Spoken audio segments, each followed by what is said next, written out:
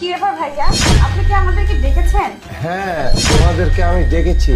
ওই আমাদের বাড়ির যে কাজের মেয়ে হেমানি কোথায়? হ্যাঁ স্যার, আমি আসছি। আচ্ছা ঠিক আছে। এই শান্তা আছে? হ্যাঁ ভাইয়া, আমিও আছি। আচ্ছা, কি জন্য ডেকেছেন আমাদের?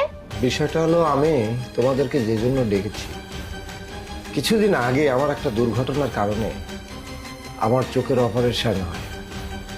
সেখানে যাওয়ার পরে ডাক্তার যে সিদ্ধান্ত দিয়েছে সেটা হচ্ছে কখনই আমার এই চোখ আর ভালো হবে না। চিন্তা ভাবনা করে দেখলাম যে পরিস্থিতি, এটা নিয়ে ভেবে চিন্তে আর কোনো লাভ নেই। তাই আমি একটা সিদ্ধান্ত নিলাম, সেটা হচ্ছে আমার বাড়িতে এই যাবৎ পর্যন্ত আমার স্থাপর অস্থাপর যত টাকা পয়সা গহনা যাই কিছু আছে, আমি সিদ্ধান্ত নিয়েছি যে আমি প্রিয়া এবং শান্তার মাঝখানে সমান করে বন্টন করে দেবো। কিন্তু হ্যাঁ, সেইখানে আমি একটা চিন্তা করলাম যে হেমানি যেহেতু বহুত দিন হলো, সেই ছোটবেলা থেকে আমাদের এখানে কাজ করছে, তাহলে সেও কিছুটা অংশীদার হয়। আর আমারও ইচ্ছে যে আমি হেমানিকে একটা রাজ সাক্ষী বানাবো। তোমাদেরকে যে আমি জিনিসগুলো দিচ্ছি, টাকা পয়সা গহনাগুলো দিব, তার একটা রাজ সাক্ষী হবে এবং তাকেও আমি কোনো কিছু হালকা হলেও কিছু একটা দেবো, খুশি করব, সে যেন আমাকে বৃদ্ধ বয়সে দেখাশোনা করে। তার মানে যত সয় সম্পত্তি টাকা পয়সা আছে সব কিছুর মালিক আমরা দুজন হব? তাই তো শুনতেছি।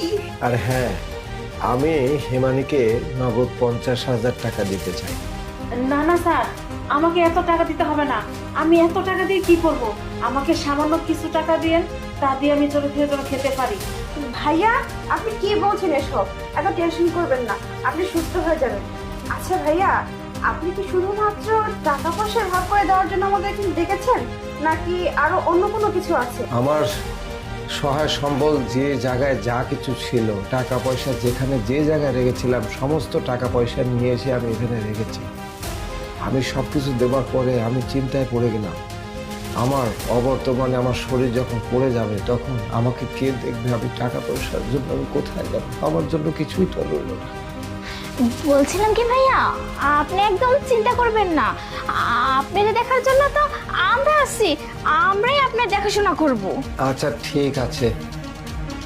হেমানি, তুই এক কাজ করতো, আমাদের জন্য ওই চা বানিয়ে নিয়ে, আমি ততক্ষণে এই টাকা পয়সাগুলো একটু ঠিকঠাক করি।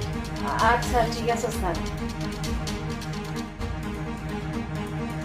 ইয়াপু, শোন না, ভাইয়া তো চোখে দেখতে পাচ্ছে না, এখানে অনেক সৈন্য আছে।